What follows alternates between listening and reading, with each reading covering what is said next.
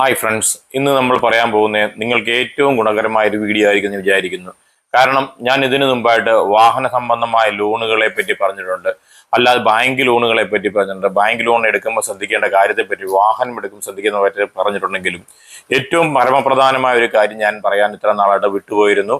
അത് ഇന്നാണ് ഒരു അവസരം കിട്ടിയത്. പലരും എന്നോട് ചോദിച്ചിരുന്നു, എങ്ങനെയാണ് ലോൺ എടുക്കുന്നത്, ഏത് രീതിയിൽ ഏത് ബാങ്കിൽ നിന്നാണ് എടുക്കേണ്ടത് എന്നുള്ള ഒരുപാട് പേരുടെ ചോദ്യത്തിന് മറുപടിയായിട്ടാണ് ഈ വീഡിയോ.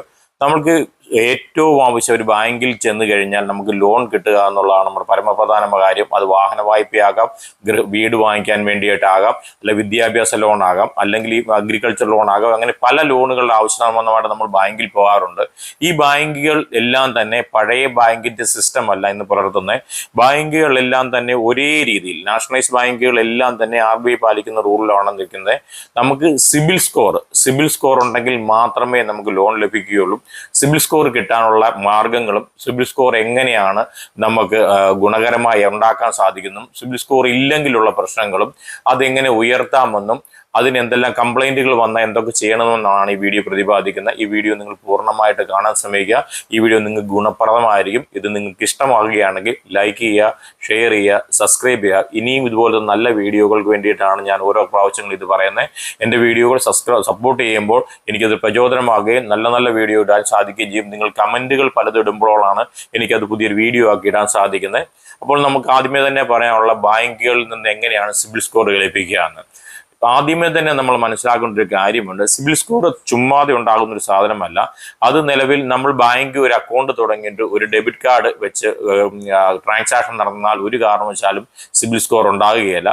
മറിച്ച് നമ്മൾ കുറെ FD പൈസ കൊണ്ട് ഡെപ്പോസിറ്റ് ചെയ്യുകയാണ്, ബാങ്കിൽ ഡെപ്പോസിറ്റ് ചെയ്താലും 1 രൂപ പോലും 1 പോയിന്റ് പോലും സിബിൽ സ്കോർ ഉണ്ടാകുകയില്ല. സിബിൽ സ്കോർ ഉണ്ടാകണമെങ്കിൽ എപ്പോഴും നമ്മൾ ക്രെഡിറ്റ് കാർഡ് നമുക്ക് വേണം. ബാങ്കുകളുടെ ക്രെഡിറ്റ് കാർഡ് ഉണ്ടെങ്കിൽ മാത്രമേ നമുക്ക് അവിടുന്ന് സിബിൽ സ്കോറിന്റെ സ്റ്റാർട്ടിംഗ് പീരീഡ് ഉണ്ടാവുള്ളൂ.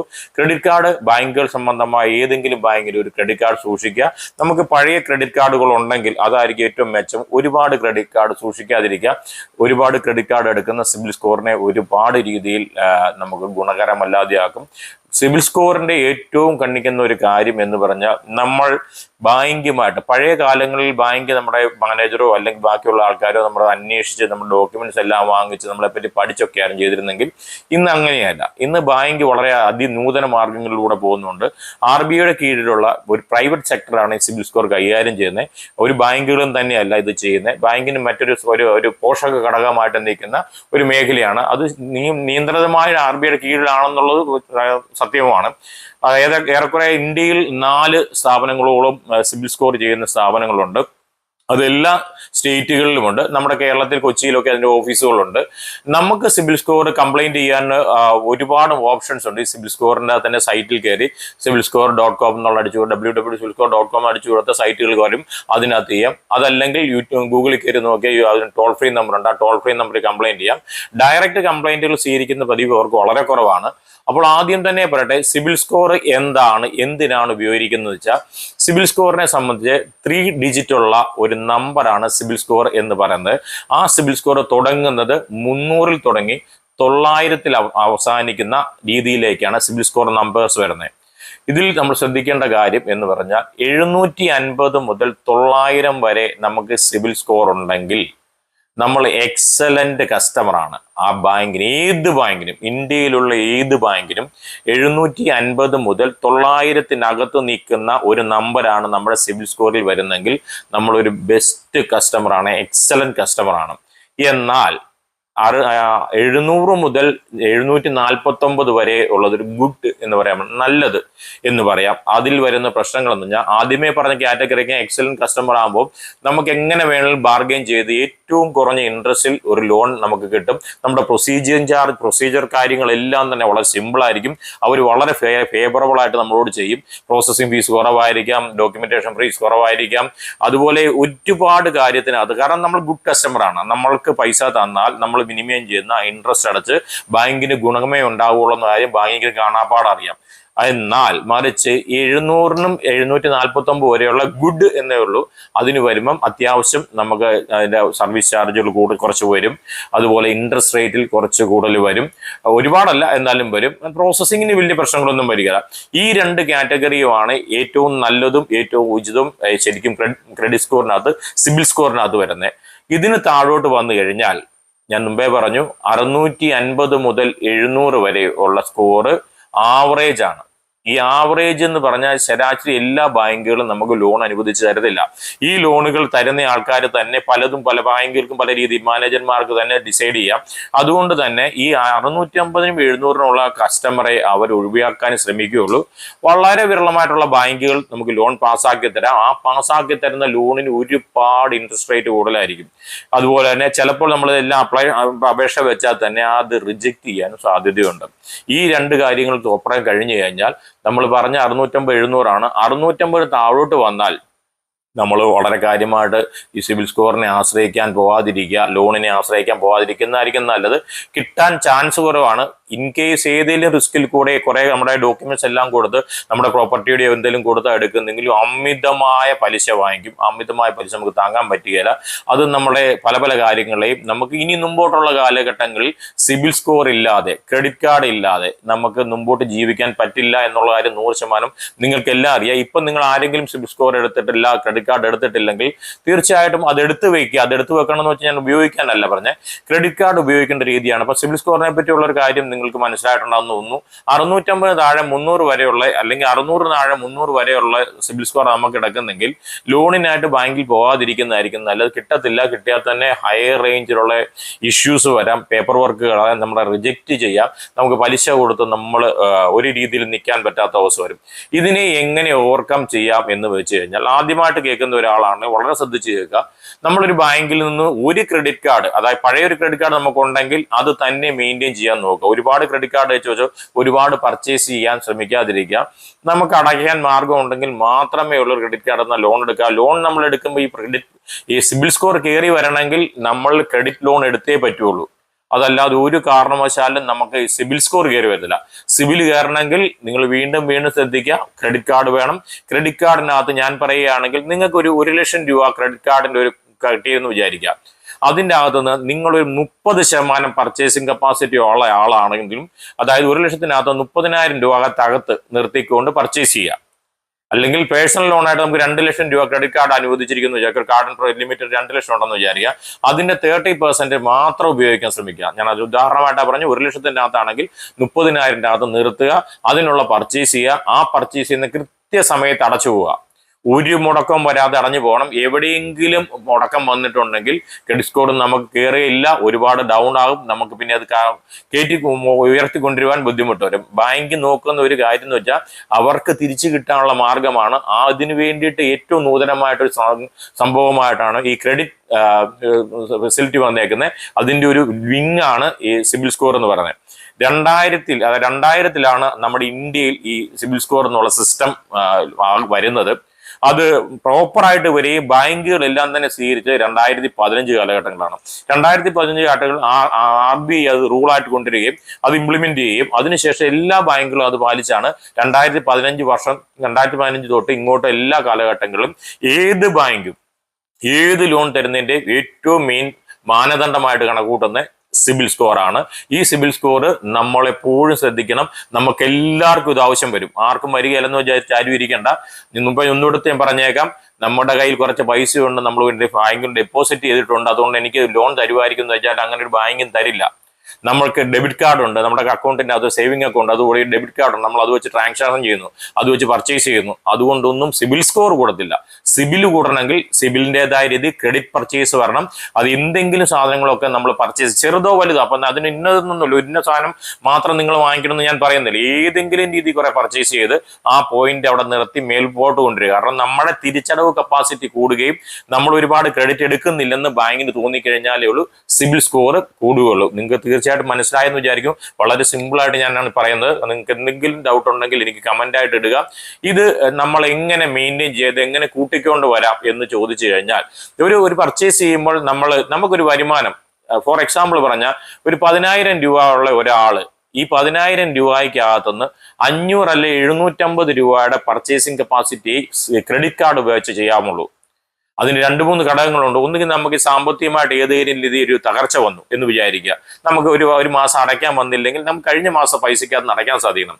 അതല്ലെങ്കിൽ നമ്മുടെ ജോലി സംബന്ധമായിട്ട് ജോലി നഷ്ടപ്പെട്ടു, അപ്പോൾ നമ്മൾ ബാധ്യതകളിലോട്ട് വരുമ്പോഴും ഈ ക്രെഡിറ്റ് അതുപോലെ നീക്കുകയാണ്. ഈ എടുത്ത പർച്ചേസ് കപ്പാസിറ്റി ഉണ്ട്. അതുകൊണ്ട് നമ്മൾ എന്ത് പർച്ചേസ് ചെയ്താലും നമ്മുടെ കൊക്കിന് ഒതുങ്ങുന്ന സാധനം, നമ്മുടെ കൈക്ക് ഒതുങ്ങുന്ന സാധനം നമുക്ക് 2 മാസം അടവ് വന്നില്ലെങ്കിൽ ഒരു പരിക്കുമില്ലാതെ അടയ്ക്കാമെന്നുള്ള കപ്പാസിറ്റി ഉള്ള പർച്ചേസ് മാത്രമേ ചെയ്യാവുള്ളൂ. അങ്ങനെ നിന്നാൽ മാത്രമേ നമുക്ക് ക്രെഡിറ്റ് ഉപയോഗിക്കാൻ പറ്റുള്ളൂ. അതല്ല നമുക്ക് 10,000 രൂപ സാലറി വേണം, എന്നാൽ 5,000 രൂപയുടെ സാധനം പർച്ചേസ് ചെയ്യാം, അല്ലെങ്കിൽ ഒരു 5,000ന്റെ പിന്നെ ഒരു അതിനുശേഷം ഫോർ എക്സാമ്പിൾ പറഞ്ഞാൽ ഞാനൊരു വാഹനം വാങ്ങിക്കുന്നു, ആ വാഹനത്തിന്റെ ഒരു അടവ് ഉണ്ടെന്ന് വിചാരിക്കുക. ഈ വാഹനം വാങ്ങിച്ചുകൂടെ എനിക്ക് തോന്നുവാണ് ഒരു വില കൂടി മൊബൈൽ ഫോൺ വാങ്ങിച്ചേക്കാം. അത് രണ്ടും ക്രെഡിറ്റിൽ വാങ്ങിച്ചു കഴിഞ്ഞാൽ എൻ്റെ സാലറിയും എനിക്ക് കിട്ടുന്ന വരുമാനവുമായിട്ട് ഇത് തുലനം ചെയ്തു പോകുമ്പോൾ അതും എൻ്റെ കുടുംബജീവിതവും എൻ്റെ ബാക്കി പ്രശ്നങ്ങളും എൻ്റെ ആരോഗ്യ പ്രശ്നങ്ങളും എൻ്റെ കുടുംബത്തിന്റെ പ്രശ്നങ്ങളും ബാക്കി എല്ലാം നമ്മുടെ സാലറിയെ ആശ്രയിച്ചിരിക്കുന്ന സമയത്ത് ഇതൊരു വലിയ ബാധ്യതയായിട്ട് നിന്ന് കഴിഞ്ഞാൽ നിങ്ങൾക്ക് ഒരു കാരണവശാൽ നിങ്ങൾ അടയ്ക്കുന്ന സമയത്തൊക്കെ തോന്നിയെന്നിരിക്കും ആദ്യമേ ഞാൻ കറക്റ്റ് അടച്ചു പോകുമെന്ന്. പക്ഷെങ്കിൽ സാഹചര്യം മാറി വരുമ്പോൾ നിങ്ങൾക്ക് ഒരു കാരണവശാലും അടയ്ക്കാൻ സാധിക്കാതെ വരും. അങ്ങനെ വരുമ്പോൾ നിങ്ങളുടെ ക്രെഡിറ്റ് സ്കോർ താഴെ പോകും. ക്രെഡിറ്റ് സ്കോർ താഴെ പോയി കഴിഞ്ഞാൽ ഈ സിബിലിൽ വളരെ പ്രശ്നം വരും. ആ സിബിൽ താഴെ പോയി കഴിഞ്ഞാൽ മുമ്പോട്ട് എടുത്തുകൊണ്ടിരുമെന്ന് പറഞ്ഞാൽ വലിയ ബുദ്ധിമുട്ടാണ്. ഏറ്റവും വലിയ പ്രശ്നം എന്ന് പറഞ്ഞാൽ ഇത് ബാങ്ക് അല്ല കൈകാര്യം ചെയ്യുന്നത്. ഈ സിബിൽ സ്കോർ ചെയ്യുന്ന ഒന്നും തന്നെ ബാങ്ക് അല്ല, ബാങ്ക് മറ്റൊരു ഏജൻസിക്ക് കൊടുക്കുകയാണ്. നമ്മൾ കൃത്യമായിട്ട് അടച്ച് നമ്മുടെ കൃത്യമായിട്ട് ഡോക്യുമെന്റേഷൻ എല്ലാം ഈ ഏത് ബാങ്കാണോ ആ ബാങ്ക് ആ ഏജൻസിക്ക് കൊടുക്കുമ്പോൾ ആ ഏജൻസി മുഖാന്തരമാണ് നമുക്ക് ഒരു സിബിൽ സ്കോർ ആയി വരുന്നത്. ആ സ്കോർ നിലനിൽക്കണമെങ്കിൽ ഞാൻ ഈ പറഞ്ഞ രീതി ചെറുതും വലുതുമായിട്ട് പർച്ചേസ് ചെയ്യാം, നമ്മുടെ കപ്പാസിറ്റി അനുസരിച്ച്. ഇന്നെന്ന് ഞാൻ പറയുന്നില്ല, എന്തും പർച്ചേസ് ചെയ്യാൻ, ഒരു മൊബൈൽ ഫോണോ ഒരു വാഷിംഗ് മെഷീനോ അല്ലെങ്കിൽ ടിവിയോ ഫ്രിഡ്ജോ, അല്ലെങ്കിൽ നമ്മൾ പേഴ്സണൽ ലോൺ എടുക്കുക. പേഴ്സണൽ ലോൺ എടുത്ത് കൃത്യമായിട്ട് അടയ്ക്കും. നമ്മൾ മറ്റേത് കാര്യമാണ് ഉപയോഗിക്കുന്നത്. ഒരു പേഴ്സണൽ ലോൺ എടുക്കുക. പേഴ്സണൽ ലോൺ എടുക്കുമ്പോൾ തന്നെ നമുക്ക് 2 ലക്ഷം രൂപ അനുവദിച്ചിട്ടുണ്ട്. 2 ലക്ഷം പോയി എടുത്തുകൊണ്ട് വന്ന് എടുക്കാതെ നമുക്ക് 2 ലക്ഷം രൂപ വരെ അതിന് മാക്സിമം ഉണ്ടെങ്കിൽ അതിൻ്റെ 1 ലക്ഷം രൂപ നമ്മൾ എടുക്കുക, അല്ലെങ്കിൽ ഒരു 75,000 രൂപ അല്ല 50,000 രൂപ അതിനകത്ത് പർച്ചേസ് ചെയ്യുക. അത് എടുക്കുക. അത് എടുത്തിട്ട് നമ്മൾ അത് കൃത്യമായിട്ട് നമ്മൾ തവണകൾ അടയ്ക്കാൻ ശ്രമിക്കുക. തവണകൾ അടയ്ക്കുന്നതാണ് സിബിൽ സ്കോറിന്റെ മാനദണ്ഡം, ബാങ്കിന്റെ മാനദണ്ഡം. അതൊരു കാരണവശാലും നിങ്ങൾ മറന്നു പോരുത്. വീണ്ടും വീണ്ടും പറയുന്നു, സിബിൽ സ്കോർ സംബന്ധമായ എന്തെങ്കിലും ആവശ്യങ്ങൾ നമുക്ക് എല്ലാ കാലത്തും ഉണ്ടാവും. മനുഷ്യൻ എന്ന നിലയ്ക്ക് ഇനി മുമ്പോട്ടുള്ള കാലഘട്ടങ്ങളിൽ നമ്മുടെ ആധാരമോ നമ്മുടെ മറ്റു സാധനങ്ങളൊന്നും അല്ല ബാങ്ക് ഇനി നോക്കാൻ പോകുന്നത്. നമ്മുടെ ഏറ്റവും കൂടുതലായിട്ട് നോക്കാൻ പോകുന്നത് നമ്മുടെ സ്കോറാണ്. നല്ല സ്കോറുകൾ ഉണ്ടാക്കാൻ വേണ്ടി ശ്രമിക്കുക. അതായിരിക്കും എനിക്ക് കൂടെ നിങ്ങളോട് പറയാനുള്ളത്. ഇനി നമുക്ക് സിബിൽ സ്കോർ കുറഞ്ഞു കിടക്കുന്ന അവസ്ഥയിൽ നമ്മൾ പലർക്കും പറ്റുന്നൊരു അബദ്ധമാണ്, നമുക്ക് ബാങ്കിൽ ചെന്ന് നമ്മളൊരു ലോൺ ചോദിച്ചു, നമുക്ക് കിട്ടാതെ വരുന്നു. അപ്പം നമ്മൾ ആദ്യമേ ഒരു ലോൺ കിട്ടി, നമ്മൾ കൃത്യമായിട്ട് അടച്ചില്ല, അതുകൊണ്ട് നമുക്ക് രണ്ടാമത് ചെല്ലുമ്പോഴത്തേന് തരാതെ വരുമ്പോൾ നമ്മൾ എന്ത് കഴിഞ്ഞാൽ പ്രൈവറ്റ് ബാങ്കുകളിൽ പോകും. പ്രൈവറ്റ് ബാങ്കുകളിൽ പോകുമ്പോൾ തന്നെ അവർ ഇതൊന്നും നോക്കാതെ തന്നെ, അല്ലെങ്കിൽ മറ്റ് ഓൺലൈൻ ആപ്പുകളിൽ പോകാതെ നമുക്ക് ലോൺ എടുക്കാന്നൊരു തീരുമാനം വരും. അങ്ങനെ നമ്മൾ അവരുമായിട്ട് ബന്ധപ്പെടുന്നു. അവരോട് നമ്മൾ ലോൺ തരണമെന്ന് മാത്രമേ ആവശ്യപ്പെടുന്നു. എത്രയായിരിക്കും ഇൻട്രസ്റ്റിനെ പറ്റി ഒന്നും പഠിക്കുക, നമ്മൾ ഒരെണ്ണം എടുത്തിട്ട് നമ്മൾ കുടിശ്ശിക വരുത്തിയിരിക്കുകയാണ്. ആ കുടിശ്ശികയ്ക്കകത്താണ് നമ്മൾ പുതിയൊരു ലോൺ കൂടെ എടുക്കാൻ ചെല്ലുന്നത്. അപ്പോൾ നമുക്ക് സാധാരണ നാഷണലൈസ് ബാങ്കുകളെല്ലാം തന്നെ ഇപ്പോഴത്തെ അവസ്ഥയിൽ ഒരു 7.5 തൊട്ട് 9% വരെയാണ് നാഷണലൈസ് ബാങ്കുകളെല്ലാം RBIയുടെ റൂൾ അനുസരിച്ച് നമുക്ക് ലോൺ ഇൻട്രസ്റ്റ് തരുന്നത്. എന്നാൽ പ്രൈവറ്റ് സെക്ടറിൽ നിൽക്കുന്ന ബാങ്കുകൾ 14 തൊട്ട് 22% വരെ വാങ്ങിക്കുന്ന ബാങ്കുകളുണ്ട്. ഒന്ന് ആലോചിക്കുക, 3 ഇരട്ടി പൈസയൊക്കെ ഇൻട്രസ്റ്റ് കൊടുക്കേണ്ടി വരും. നമ്മൾ ഇത് അറിയില്ല. ലോണിന് പോയി ചോദിക്കുമ്പോൾ അവർ കുറേയേറെ ഡോക്യുമെന്റ്സ് വാങ്ങിക്കും, കുറേയേറെ പ്രോസസ്സിംഗ് ചാർജ് വാങ്ങിക്കും, ഒരുപാട് പൈസകൾ എല്ലാ രീതിയിൽ വാങ്ങിച്ചു. കാരണം അവർക്കും അറിയാം നമ്മൾ പിടിവിട്ട് നിൽക്കുകയാണ്. ഓൾറെഡി നമ്മുടെ ആദ്യത്തെ കൃത്യമായിട്ട് കിട്ടേണ്ട ക്രെഡിറ്റ് സ്കോർ അനുസരിച്ച് കിട്ടിയ ലോൺ നമ്മൾ മുടക്കി കളഞ്ഞുകൊണ്ട് നമ്മുടെ ക്രെഡിറ്റ് കാർഡ് വെച്ച് നമ്മുടെ സിബിൽ സ്കോർ ഓൾറെഡി സിബിൽ താഴെ പോയി കിടക്കുന്നു. കൂടാതെ നമ്മൾ ഇതിനെ അത് അതിജീവിക്കാൻ വേണ്ടിയിട്ട് ഒരു പ്രൈവറ്റ് മേഖലയിൽ പോയിട്ട് ഒരു ലോൺ കൂടി എടുക്കുന്നു. ഈ ലോൺ കൂടി ആകുമ്പോൾ നമ്മൾ പൂർണ്ണമായിട്ടും, അതായത് നമ്മുടെ സാലറി കിട്ടുന്ന, ഞാൻ മുമ്പ് പറഞ്ഞു, സാലറി കിട്ടുന്നതിന്റെ 25% മാത്രമേ ഉള്ളൂ നമ്മൾ പർച്ചേസിംഗ് കപ്പാസിറ്റി ആയിട്ട് വെക്കാവുള്ളൂ, ഈ ലോണിലോട്ട് അടയ്ക്കാൻ മാറ്റാവുള്ളൂ. അതല്ലാതെ വന്നാൽ നമ്മൾ പാളിപ്പോവും. അതുകൊണ്ട് ഇത് ഏറ്റവും ശ്രദ്ധാപൂർവ്വം ശ്രദ്ധിക്കണം എന്ന് നിങ്ങളോട് ഇപ്പോൾ വെച്ച് പറയാനുള്ളത്. ഇതിനിടയ്ക്ക് നിങ്ങൾക്ക് വീണ്ടും ഒരു അബദ്ധം വരാൻ ചാൻസ് ഉണ്ട്. പലർക്കും പറ്റിയിട്ടുള്ളതാണ്. അതിന് വലിയ ഘടകം എന്ന് പറഞ്ഞാൽ നമ്മൾ പല മേഖലകളിൽ അന്വേഷിക്കുന്ന, ഇപ്പോൾ യൂട്യൂബിലാണെങ്കിലും വാട്സപ്പിലാണെങ്കിലും അല്ലെങ്കിൽ ഫേസ്ബുക്കിലും ഇൻസ്റ്റാഗ്രാമിലൊക്കെ തന്നെ ഈ നമ്മുടെ സിവിൽ സ്കോർ കൂട്ടിത്തരാം എന്ന് പറഞ്ഞാൽ ഈ പല സ്ഥലങ്ങളിൽ ബോർഡ് വരെ കണ്ടിട്ടുണ്ട് ഞാൻ, നമ്മുടെ സിവിൽ സ്കോർ കൂട്ടിത്തരാമെന്ന്. അങ്ങനെ ഒരു ചീറ്റിംഗ് ആണ്. അങ്ങനെ അങ്ങനെ ഒരു സിബിൽ സ്കോർ ആർക്കും കൂട്ടാൻ പറ്റത്തില്ല. കാരണം വ്യക്തിഗതമായിട്ടൊരു സിബിൽ സ്കോർ കൂട്ടുക എന്ന് പറഞ്ഞാൽ പ്രായോഗിക വശങ്ങളൊന്നുമല്ല. അവരതിന്റെ ഫീസ് നമ്മളോട് വാങ്ങിക്കും. നമ്മൾ ഇത്രയും ബാധ്യതയിൽ നിൽക്കുന്ന നമ്മൾ പിന്നെയും കൊണ്ട് അവർക്ക് ഈ കുറെ ഫീസ് കൂടെ കൊടുത്തിട്ട് അവർ ചെയ്ത് സഹായിക്കുന്ന കാര്യം ഇത്രയും ഉണ്ടാവുള്ളൂ. ചെയ്താൽ തന്നെ അവർ പറയും നിങ്ങൾ കൃത്യമായിട്ട് വേറെ ഒരു ലോൺ എടുക്കുക, ലോൺ എടുത്ത് കൃത്യമായിട്ട് അടച്ചടച്ചു വിടുക, അല്ലെങ്കിൽ ഒരു ഗോൾഡ് ലോൺ എടുക്കുക, അല്ലെങ്കിൽ മറ്റൊരു ലോൺ വെക്കുക. ഇങ്ങനെ എടുത്തിട്ട് അത് പിന്നെയും കൃത്യം അടച്ചു കഴിഞ്ഞാൽ സിബിൽ സ്കോർ കയറി വരുന്നു. അങ്ങനെ വരില്ല, അത് തട്ടിപ്പാണ്. ഈ സിബിൽ സ്കോർ കൂട്ടിത്തരാമെന്ന് പറയുന്ന ഏജൻസിയുടെ സംഘടനകളെല്ലാം തന്നെ തട്ടിപ്പാണ്. ഒരു കാരണവശാലും അങ്ങനെയുള്ള സ്ഥലങ്ങളിൽ പോയി നിങ്ങൾ അബദ്ധത്തിൽ ചാടരുത്. സിബിൽ സ്കോർ എപ്പോഴും നമ്മൾ ആവശ്യമില്ലാതെ പല സമയങ്ങളിൽ ചെക്ക് ചെയ്യാതിരിക്കുക. സൈറ്റിൽ കയറി ചെക്ക് ചെയ്യാനുള്ള മാർഗങ്ങളുണ്ട്. ഇപ്പം എനിക്ക് തോന്നുന്നത് ഗൂഗിൾ പേ, ഫോൺ പേ, അങ്ങനെയുള്ള UPI പേയ്മെന്റ് സിസ്റ്റത്തിന്റെ അകത്തും അതിന്റെ ആപ്പിന്റെ അകത്ത് തന്നെയുണ്ട് സിബിൽ സ്കോർ ചെക്ക് ചെയ്യാൻ. നമ്മൾ വളരെ നമുക്ക് ആവശ്യത്തിന് ഒരു പ്രാവശ്യം നോക്കിയാൽ മതി. എപ്പോഴും സിബിൽ സ്കോർ ചെക്ക് ചെയ്യുന്നത് ഗുണത്തേക്കാളേറെ ദോഷം ചെയ്യും. അത് നമ്മുടെ സ്കോർ കുറയുകയേ ഉള്ളൂ, കൂട്ടുകയില്ല. ഇന്ന് നമ്മൾ നോക്കുന്ന ഒരാഴ്ച കഴിഞ്ഞ് നോക്കാം, അല്ലെങ്കിൽ ഒരു മാസം കഴിഞ്ഞ് നോക്കാം. അങ്ങനെ നമ്മൾ നോക്കേണ്ട ആവശ്യമില്ല. നമ്മുടെ സിബിൽ സ്കോർ നമ്മൾ കടം എടുത്തിട്ടുണ്ട്, നമ്മൾ തിരിച്ചടച്ചിട്ടുണ്ടെങ്കിൽ നമ്മുടെ സിബിൽ സ്കോർ കൂടിയേ വരുള്ളൂ. അതുകൊണ്ട് സിബിൽ സ്കോർ എപ്പോഴും കയറി ചെക്ക് ചെയ്യേണ്ട ആവശ്യമില്ല. ഒറ്റ പ്രാവശ്യം ചെക്ക് ചെയ്യുമ്പോൾ തന്നെ നമുക്ക് കൃത്യമായിട്ട് അറിയാൻ സാധിക്കും. അവിടെ എൻട്രി ചെയ്യും. നമ്മുടെ മൊബൈൽ ഫോണിൽ തന്നെ നോക്കാം, നമ്മുടെ മൊബൈലോ ലാപ്ടോപ്പിലോ എവിടെ വേണമെങ്കിലും നമുക്ക് സെർച്ച്, അല്ലെങ്കിൽ സൈറ്റിൽ കയറി നോക്കാം. ഗൂഗിളിൻ്റെ സൈറ്റിൽ കയറി നോക്കി കഴിഞ്ഞാൽ നമുക്ക് അറിയാൻ പറ്റും. എപ്പോഴും ചെക്ക് ചെയ്യാതിരിക്കുക. സിബിൽ സ്കോറിന്റെ ഒരു മാനദണ്ഡം എന്ന് പറഞ്ഞാൽ അവരെ കുറ്റം പറഞ്ഞിട്ട് കാര്യമില്ല. ഇത് കേൾക്കുന്നവർക്ക് ഇതെന്തിനാണ് സിബിൽ സ്കോർ വെക്കുന്നത്? ബാങ്കിനെ സംബന്ധിച്ച് ബാങ്ക് കൊടുക്കുന്ന പണം തിരിച്ചു കിട്ടുക എന്ന് പറഞ്ഞാൽ അവരുടെ ആവശ്യമാണ്. ബാങ്ക് ക്രയവിക്രയം ചെയ്യുന്ന എല്ലാം നമ്മളെപ്പോലുള്ള വ്യക്തികളുടെ പൈസ അവിടെ എത്തിയിട്ട് അത് മറ്റൊരാൾക്ക് ലോൺ കൊടുത്തിട്ടാണ് ബാങ്കിന്റെ നിലനിൽപ്പ്. അതുകൊണ്ട് ബാങ്കിനെ കുറ്റം പറയാൻ പറ്റില്ല. തിരിച്ചടയ്ക്കുന്ന ആൾക്കാർക്ക് മാത്രമേ ബാങ്ക് ലോൺ കൊടുക്കുകയുള്ളൂ. അപ്പൊ നമ്മൾ ഒരു ഹ്യൂമൻ ബീങ് എന്നുള്ളതിലേക്ക് നമ്മൾ നമ്മുടെ സമൂഹത്തിൽ ജീവിക്കുമ്പോൾ ഒരു പ്രതിബദ്ധത ഉണ്ടാക്കുക, നമ്മൾ കൃത്യത പാലിക്കുക, എടുത്ത ലോൺ തിരിച്ചടയ്ക്കാൻ ശ്രമിക്കുക. ലോൺ അടയ്ക്കണം എന്ന ബോധ്യത്തോടുകൂടി നമ്മൾ എടുക്കുമ്പോൾ നാളെ നമ്മുടെ സിബിൽ സ്കോർ കൂടുകയും ചെയ്യും. നമ്മുടെ സിബിലിനകത്തുള്ള ഗുണങ്ങൾ കൊണ്ട് തന്നെ നമുക്ക് ഒരുപാട് ലോൺ എടുക്കാനും നമുക്ക് വളരെ ചെറിയ പൈസയ്ക്ക് ഇൻട്രസ്റ്റിൽ കിട്ടുവാനും അവസരം കിട്ടും. ഇത് ഇനി മുമ്പോട്ടുള്ള കാലഘട്ടങ്ങളിൽ ഇതില്ലാതെ പറ്റില്ല എന്ന് ഞാൻ നേരത്തെ പറഞ്ഞു കഴിഞ്ഞു. അതുകൊണ്ട് ഇത് എടുക്കാതെ ഇരിക്കുന്നവരും ഇത് വേണ്ട എന്ന് വെക്കുന്നവരും ഈ ചെറിയ ക്രെഡിറ്റ് കാർഡെങ്കിലും എടുത്ത് കുഞ്ഞു കാര്യങ്ങളെല്ലാം പർച്ചേസ് ചെയ്ത് അവരുടെ ജീവിത നിലവാരം എന്താണെന്ന് ബാങ്കിനെ മനസ്സിലാക്കി കൊടുക്കാൻ വേണ്ടിയിട്ട് ഒരു പെർസെൻറ്റേജ് ആ ലോണിന്റെ എടുത്ത ക്രെഡിറ്റ് കാർഡിന്റെ അകത്തുനിന്ന് ഒരു പെർസെൻറ്റേജ് വെച്ച് പർച്ചേസ് ചെയ്താലും നിങ്ങളുടെ ക്രെഡിറ്റ് സ്കോർ കൂടിക്കൊണ്ടിരിക്കും. അങ്ങനെ കൂടുന്നവരിലേക്ക് നിങ്ങൾക്ക് മുമ്പോട്ട് വരുമ്പോൾ വലിയൊരു ലോൺ എടുക്കണം എന്ന് പറഞ്ഞാൽ, വലിയൊരു എമൗണ്ട് എടുക്കണം എന്ന് പറഞ്ഞാൽ ഈ പഴയ നിങ്ങളുടെ സ്കോർ മാത്രമേ നോക്കൂ. നിങ്ങൾ എന്തെടുത്തൊന്നും അവരെടുത്ത് ചെക്ക് ചെയ്യുന്നില്ല.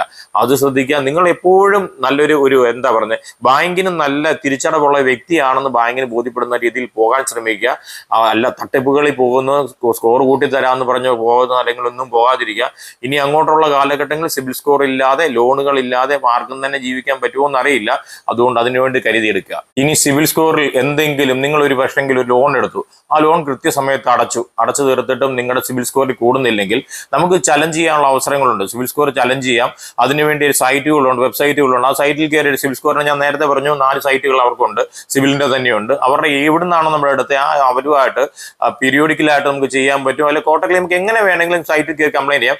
അതല്ല ടോൾ ഫ്രീ നമ്പർ ഉണ്ട്, അത് ഗൂഗിളിൽ സെർച്ച് ചെയ്ത് കിട്ടുന്നതാണ്. എൻ്റെ കൈ ഇപ്പം കാണാപ്പാടില്ല. എന്തായാലും ടോൾ ഫ്രീ നമ്പറിൽ വിളിച്ച് നമ്മൾ വേണ്ടപ്പെട്ട രേഖകൾ അതുപോലെ സൈറ്റിൽ കയറുകയാണെങ്കിൽ www.cibilscore.com കയറി കഴിഞ്ഞ് കഴിഞ്ഞാൽ നിങ്ങൾക്ക് എന്താണോ കംപ്ലൈന്റ് നിങ്ങളുടെ പേര്, അഡ്രസ്സ്, രേഖകൾ, കംപ്ലീറ്റ് കാര്യങ്ങളും ആവശ്യപ്പെടുന്ന അതിൻ്റെ അകത്ത് എൻട്രി ചെയ്തിട്ട് ഇട്ട് കഴിഞ്ഞാൽ തീർച്ചയായിട്ടും നിങ്ങൾക്ക് പരിഹാരം അവിടുന്ന് സിബിൽ സ്കോർ സെക്ഷനിൽ നിന്ന് കിട്ടും. അവിടുന്ന് കിട്ടുന്നില്ല എന്ന് വിചാരിക്കുക. നിങ്ങൾക്ക് ഒരു കാരണം ഇതെല്ലാം നിങ്ങൾ ചെയ്തിട്ട് നിങ്ങളെല്ലാം കൃത്യമായിട്ട് അടച്ചു, എന്നിട്ട് നിങ്ങൾക്ക് കിട്ടുന്നത് കൃത്യമായിട്ട് അടയ്ക്കുമ്പോൾ ഒരു കാര്യമൂടെ ഞാൻ പറഞ്ഞേക്കാം.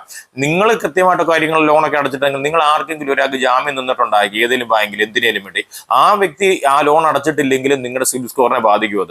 അത് ഓർത്ത് വെച്ചേക്കുക. നിങ്ങളെടുത്ത ലോൺ കൂടെ അല്ലാതെ മറ്റൊരാളുടെ ലോൺ, മറ്റൊരാൾക്ക് ജാമ്യക്കാരനായിട്ട് നിങ്ങൾ നിന്നിട്ടുണ്ട്, ആ വ്യക്തി തിരിച്ചടച്ചിട്ടില്ലെങ്കിൽ നിങ്ങൾ അതിനകത്ത് സിബിൽ സ്കോറിനകത്ത് താഴെ പോകും. അങ്ങനെ വരുന്ന കാര്യത്തിൽ നിങ്ങൾക്ക് കംപ്ലൈന്റ് ചെയ്യണമെങ്കിൽ ഇങ്ങനെ ഇത് കഴിഞ്ഞിട്ട് നിങ്ങൾക്ക് പരിഹാരമില്ലെങ്കിൽ RBIയുടെ ഓൺബുഡ്മാൻ എന്ന് പറയുന്ന ഒരു സൈറ്റ് ഉണ്ട്. അവിടെ കയറി രേഖാമൂലം നിങ്ങൾക്ക് കംപ്ലൈന്റ് ചെയ്യാം. നിങ്ങൾക്ക് തീർച്ചയായിട്ടും ഗുണകരമായ കാര്യങ്ങളെ അങ്ങനെ ഉണ്ടാവുള്ളൂ. കംപ്ലൈന്റ് ചെയ്താൽ തീർന്ന ബാങ്ക് അല്ല കേട്ടോ. ഒരു ബാങ്കിലും പോയി പരാതിപ്പെട്ടാൽ സിബിൽ സ്കോർ ഒന്നും കയറി വരില്ല. സൈറ്റിൽ കയറുക, ആ ഡീറ്റെയിൽ ഉള്ള കാര്യം കൊടുക്കുക. ഇവർക്ക് ഈ കമ്പനികൾക്ക് കൊടുത്തിട്ടും അവർ ചെയ്തു തരുന്നില്ലെങ്കിൽ RBIയുടെ ഓൺബുഡ്മാനിലോട്ട് നിങ്ങൾ വെബ്സൈറ്റ് വഴി കയറി നിങ്ങൾ കംപ്ലൈന്റ് ചെയ്യുക. നിങ്ങൾക്ക് ഗുണകരമായ കാര്യം ഉണ്ടാകും. ഈ വീഡിയോ നിങ്ങൾക്ക് ഇഷ്ടമായ ലൈക്ക് ചെയ്യുക. സിബിൽ സ്കോറിനെ പറ്റിയുള്ള ഏറെക്കുറെ കാര്യങ്ങളെല്ലാം പറഞ്ഞിട്ടുണ്ടെന്ന് വിചാരിക്കുന്നു. നിങ്ങൾക്ക് എന്തെങ്കിലും സംശയം കൊണ്ടുണ്ടെങ്കിൽ എന്നോട് ചോദിക്കുക. എനിക്കറിയാമെന്ന് പറഞ്ഞ കാര്യങ്ങൾ പറഞ്ഞു തരുന്നതായിരിക്കും. ഇതുപോലത്തെ നല്ല നല്ല വീഡിയോകളായിട്ട് ഇനിയും വരുന്നതാണ്. Okay, by.